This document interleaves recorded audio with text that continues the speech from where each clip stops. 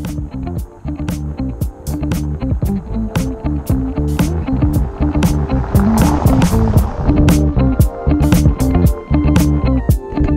up guys, good morning, welcome to the channel, welcome to Reviews on Anything. My name is Peter and today we are in my parking garage, as you can see. Because right behind me, right over there, is the Skoda Kodiaq and we're reviewing it today. As you can see, it is obviously provided by Udenhout, the local Skoda dealer here in Eindhoven. They were so kind to lend me the car for a couple of days. And I've been testing it out, and today we're going to take it for a drive around town and around the highway a little bit and give you some impressions on how I feel about the car.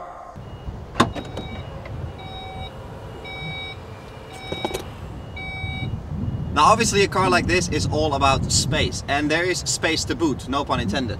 Here in the back there is so much space, you can easily put a wardrobe in here, dogs, kids, doesn't matter, and you still have space left.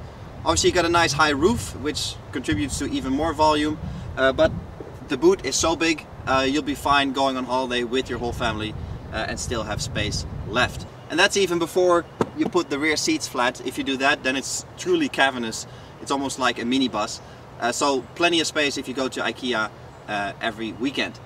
Obviously Skoda is known for it, simply clever, to have little smart solutions. So there's hooks here everywhere, 12-volt socket, tow bar button, buttons here to put the rear seats down, little storage compartments, hooks here, even more.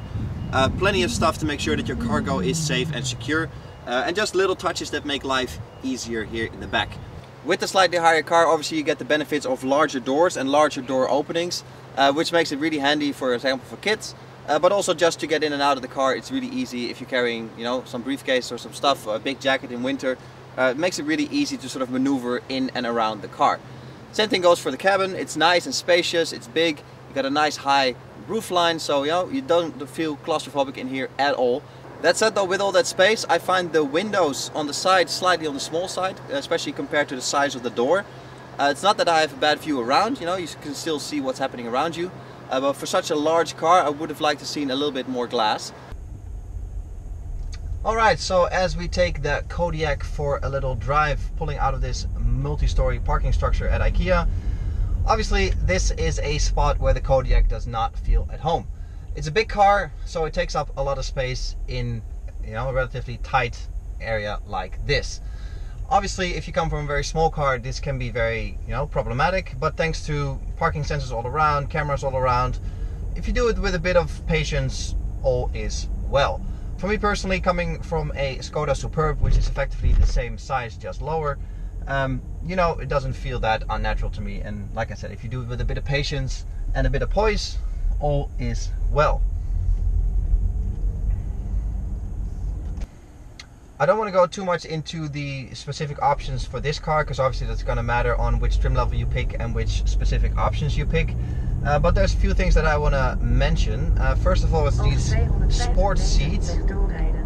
I don't really fit in them. They're just not comfortable enough, and I'm sure I can lose a little bit of weight, but I don't really see the point of sport seats in a car like this. So I would go, at least not for these, but probably for a regular option. Same thing goes for this sports steering wheel. It doesn't really add anything to the driving experience. It looks nice, I suppose, with the flat bottom, but it doesn't contribute anything. And the last thing I want to mention is the engine. This is the 1.4 petrol engine that comes in this demo model with the DSG gearbox. The gearbox itself is buttery smooth, super nice, it works really well with this engine, no complaints there. But the engine itself, 1.4 liters, sounds rather small for a car this size. It has 150 horsepower, so you know, it's not super little, but it's not all too much either. And I'd say that this car could do with a bigger petrol version. I'm sure it's very economical and everything, but it, you know, it just doesn't feel fast enough in a car of this size.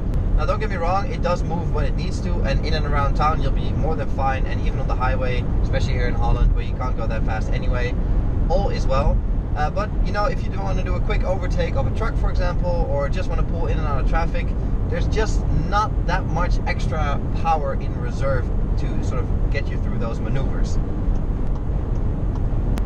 Now I know that diesel is going to go the way of the dinosaur, their diesel cars are going to go extinct, but I think that a diesel would serve this car very well. The diesel options that are offered, if you go for the big one with four-wheel drive. You get a bit more horsepower, but it just suits the car a bit better, I think. That said, driving here on the highway now, it's super comfortable, it's super compliant. You know, it's a big car, so it's stable. It feels very well planted on the road. Nothing crazy going on here at all, which is nice and exactly what you want from a car like this. Obviously, it's not going to be any kind of circuit monster because it's just way too heavy and way too cumbersome for that. It's not a Cayenne Sport Turbo, whatever it might be. It's not pretending to be either, despite the seat actually. But as long as you know, act normal, this is a very nice car to be in. A very nice car for long distance cruises with your family in the back and all your luggage to the Swiss Alps, for example, which makes me the perfect target group for this car. And I think it works. In that context, it is everything that you want from a car. Like I said, big, spacious, comfortable, refined, affordable enough, because you know it is the Skoda brand under the Volkswagen group, so you can get the equivalent Volkswagen or Audi for a lot more money. And it's just altogether a package that really works for that desired target group. In here, like I said, it's a very nice place to be. Everything is where you expect it to be, especially when you come from another Volkswagen product where it's just a Volkswagen or an Audi or Seat, or in my case another Skoda. Everything is exactly where you think it will be, and everything works exactly the way you think it'll work. Which on the one hand is very boring, you could argue. On the other hand, it's also very nice. That's what it is. It's just nice. Everything just works and everything does what you want it to do when you want it to do it. So that's just, you know, I don't think it's boring. I think it's quality that sort of radiates throughout the entire Volkswagen Group products. And sure, you know, some of the switchgear is the same as you find in a Seat or the same as you find in a Passat, but I don't think that's an issue. So this little bit of highway, the car feels much more at home. You know, it's comfortable, it's fast enough when you want it to be, despite the small engine, relatively speaking.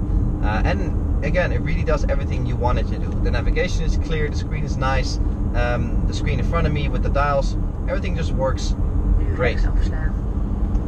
Sitting here at the front of the car, I have to say I quite like the design. It's nice and chunky, nice and broad. And it's really something that, you know, there's a machine approaching. You can really tell in your rearview mirror that it's, you know, quite the car that is coming up from behind.